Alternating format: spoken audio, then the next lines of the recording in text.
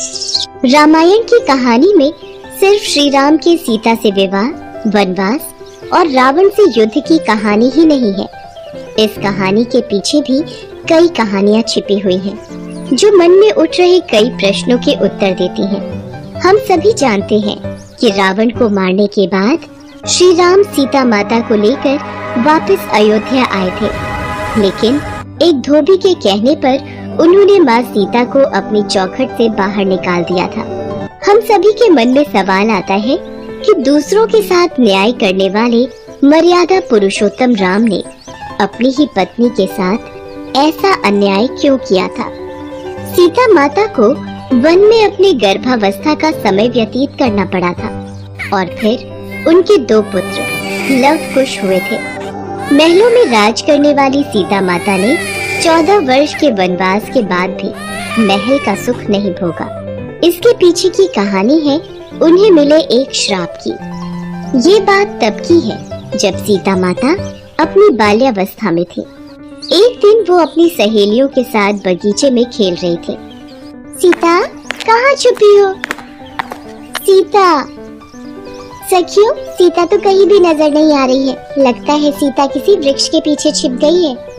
सखियों से छुपते छुपाते खेल खेलते सीता माता की नजर एक तोते के जोड़े पर पड़ी, जो उसी वृक्ष पर बैठा था जिस वृक्ष के पीछे सीता छिपी थी। दोनों तोते आपस में कुछ बातें कर रहे थे, जिन्हें सीता माँ बड़े ही ध्यान से सुनने लगी। मादा तोते ने नर तोते से कहा, एक दिन इस संसार में राम नाम का एक बड़ा ही प्रतापी राजा होगा और उसका विवाह बहुत ही खूबसूरत राजकुमारी सीता से होगा। हाँ प्रिय, तुमने बिल्कुल सही कहा। राजकुमारी सीता कितनी भाग्यशाली होंगी जो उन्हें राजा राम के रूप में वर मिलेगा। ये दोनों तो मेरे ही विषय में वार्तालाप कर रहे हैं, मुझे इन्हें पकड़ना होगा। अपना नाम सुनते ही सीता ने दोनों तोतों को पकड़ लिया और अपने साथ राजमहल में ले आई। उन्हें अपने बारे में जानने में और दिलचस्पी हुई। हमें छोड़ दो, हमें मत पकड़ो। हमें जाने दो। डरो नहीं, मैंने तुम दोनों की बातें सुन ली थी। तुम दोनों जिस विषय में बात कर रहे थे उसके बारे में तुम्हें कहाँ पता चला? हम महर्षि वाल्मीकि के आश्रम में रहते हैं।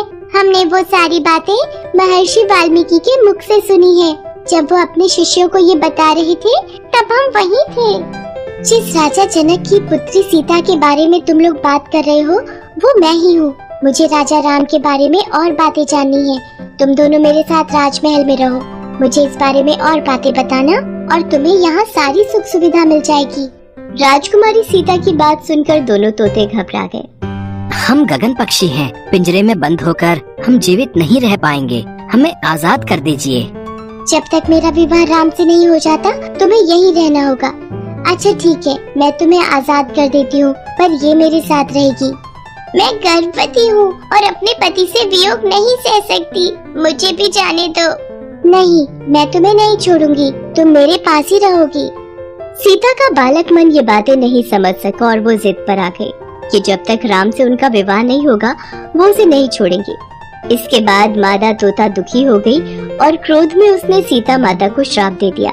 राजकुमारी सीता, मैं तुझे श्राप देती हूँ कि जिस तरह तूने मुझे गर्भावस्था के दौरान मेरे पति से अलग किया है, वैसे ही अपनी गर्भावस्था के दौरान तुझे भी पति वियोग सहना पड़ेगा।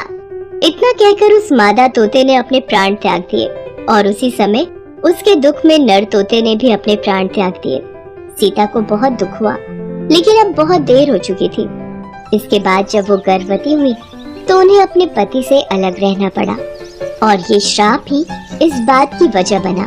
कहते हैं कि जिस धोबी के कहने पर श्री राम को अपनी पत्नी को छोड़ना पड़ा, वो पिछले जन्म में वही तोता था जिसने सीता माता को श्राप दिया था।